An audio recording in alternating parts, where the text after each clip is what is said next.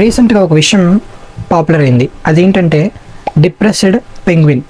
ఒక పెంగ్విన్ వెళ్ళిపోవడాన్ని చూసి మన వాళ్ళందరూ దానికి రిలేటబుల్ అయ్యారు. అది మన హృదయాలను టచ్ చేసేటట్టు ఉంది. ఎందుకంటే అది వెళ్ళిపోవడానికి ముందు జరిగిన సందర్భం ఏదైతే ఉందో అది ఎక్కువ మంది పట్టించుకోకపోయినా అది ఎక్కడికి వెళ్ళిపోతుందంటే జనాలు అంటే పెంగ్విన్స్ ఏవి లేని చోటికి అది వెళ్ళిపోతుంది. అంటే ఒంటరితనానికి, ఒంటరిగా ఉండడానికి, ఒంటరితనం.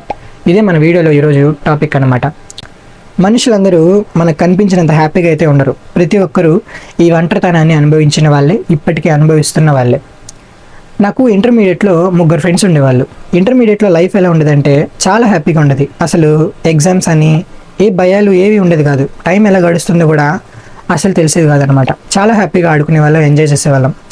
ఎప్పుడైతే ఇంటర్మీడియట్ అయిపోయిందో, డిగ్రీకి ఎప్పుడైతే వచ్చానో అప్పుడే వాళ్ళందరూ దూరం అయిపోయారు. అప్పుడు తెలిసింది ఈ ఒంటరితనం ఇంత భయంకరంగా ఉంటుందని. చుట్టూ మనుషులు ఉంటారు కానీ ఆ ఒంటరితనం మాత్రం మనల్ని వదిలేసి వెళ్ళిపోదన్నమాట. ఈ సైకాలజీ కూడా ఒంటరితనం గురించి ఏమంటుందంటే, ఒంటరితనం అనేది ఒక ఒత్తిడి. అది ప్రశాంతతను దూరం చేస్తుంది, నిద్ర లేకుండా చేస్తుంది, మనం ఎప్పుడు చచ్చిపోతామో మనకే తెలియదు అని ఉంటుంది. ఒంటరితనం ఇంత భయంకరమైంది కాబట్టి దేవుడు బైబిల్లో ఒక మాట రాయిస్తాడు, నరుడు ఒంటరిగా నుండుట మంచిది కాదు. దేవుడికి కూడా తెలుసు ఈ ఒంటరితనం ఎంత భయంకరంగా ఉంటుందని. దేవుడు కూడా సమీపించరాని తేజస్సులు ఆయన మాత్రమే, అంటే దేవుడు ఒక్కడే అన్నమాట. దేవుడు మనుషుల్ని ఒంటరిగా పెట్టలేదు. నేను ఒకవేళ ఒంటరిదాన్ని, నేను ఒంటరి వాడిని అని కనుక నువ్వు ఫీల్ అవుతూ ఉంటే ఈరోజు దేవుడు నీతో అంటున్నాడు, నీకంటే ముందే నేను ఆ ఒంటరితనాన్ని అనుభవించాను అని. దేవుడు కూడా ఒంటరితనాన్ని తట్టుకోలేక మనుషులందరినీ భూమి మీద పుట్టించి వాళ్ళందరికీ ఈ బ్రతుకులో పరీక్ష పెట్టి వాళ్ళందరూ గెలిచిన తర్వాత దేవుడి దగ్గర ఉండాలని దేవుడు కోరుకున్నాడు. ఈ పరీక్ష సమయం కూడా దేవుడు తట్టుకోలేక మన దగ్గరికి వచ్చేసాడు అనమాట. ఎలా వచ్చాడంటే, మీకు ఒక ఉదాహరణ చెప్తా చూడండి. మీరు ఒక మనిషితో మాట్లాడుతున్నారు అంటే మీరు మాట్లాడుతున్నది అతని శరీరంతో కాదు, అతని మనసుతో. ఇది అర్థం అవ్వాలంటే ఇంకొక ఉదాహరణ. ఒక వ్యక్తి చచ్చిపోయి పడిపోయి ఉన్న శవాన్ని చూసి వాళ్ళ భార్య కానీ ఏమంటుంది, ఏమండి మీ పిల్లలు వచ్చారు లేయండి అని, మీకు ఇష్టమైన వాళ్ళు వచ్చారు లేయండి అని. కానీ ఆయన లేస్తాడా, అవన్నీ వింటాడా, పలుకుతాడా అంటే పలకడు. ఎందుకు? అతని మనసు అక్కడ లేదు కాబట్టి. మనిషిని బతికిస్తున్నది మనసు కాదు కానీ ఆత్మ, ఆత్మతో పాటు వెళ్ళిపోయిందనమాట. అలానే ఇంకొక ఉదాహరణ, ఒక ప్రియుడు ఒక ప్రేయసిని ప్రేమిస్తే 10,000 మందిలో ఉన్న ఆయన హృదయం ఎక్కడ ఉంటుందంట, ఆమె చుట్టూనే తిరుగుతూ ఉంటుందంట. అందుకని సినిమా డైరెక్టర్లు ఒక పాట కూడా రాశారు, హృదయం ఎక్కడున్నది, హృదయం ఎక్కడున్నది, నీ చుట్టూనే తిరుగుతున్నది.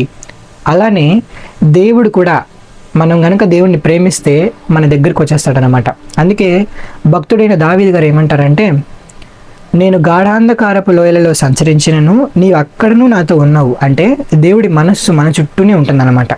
ఈ వీడియో ద్వారా నేను చెప్పాలనుకుంటున్నది ఏంటంటే, ఒంటరితనం అనేది నిజంగానే చాలా భయంకరమైనది. అది అనుభవిస్తున్న వాళ్ళకి తెలుస్తుంది.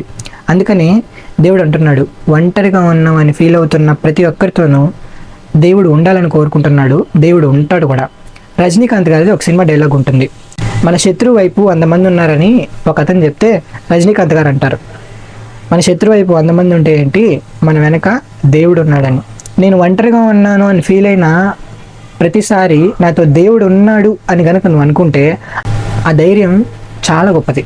ఈ భూమి మీద మనం అనుభవిస్తున్న బాధ అయినా సంతోషమైనా దాన్ని మనం ఎలా అర్థం చేసుకోవాలంటే, ఉదాహరణకి ఒక తండ్రి తన పిల్లలు తన మాట వినలేదని బాధపడుతున్నాడు అనుకోండి. అప్పుడు మనం ఏం అర్థం చేసుకోవాలంటే, పరలోకంలో ఉన్న దేవుడు కూడా మనందరినీ భూమి మీదకి పుట్టించాడు. మనం కూడా దేవునికి ఇష్టమైన వాళ్ళంగా బ్రతకపోతే, దేవుని మాట వినకపోతే దేవుడు కూడా ఇలానే బాధపడతాడేమో, లేదంటే ఇంతకంటే ఎక్కువ బాధపడతాడేమో. ఒక్క బిడ్డ నా మాట వినకపోతే నేను ఇంత బాధపడుతున్నాను, మరి ఇన్ని కోట్ల మంది దేవుడి మాట వినకపోతే దేవుడు ఎంత బాధపడుతూ ఉంటాడని మనం అర్థం చేసుకోవాలి. అలానే ఒక ప్రేయసి తను వదిలేసి వెళ్ళిపోయింది అనుకోండి, అప్పుడు ఆ ప్రియుడు ఎంత బాధపడతాడు.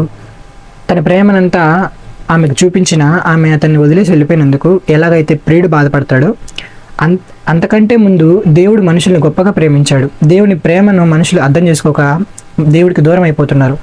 దేవుడు కూడా ఇంతకంటే ఎక్కువ బాధపడతాడని ఆ ప్రియుడు అర్థం చేసుకోవాలన్నమాట.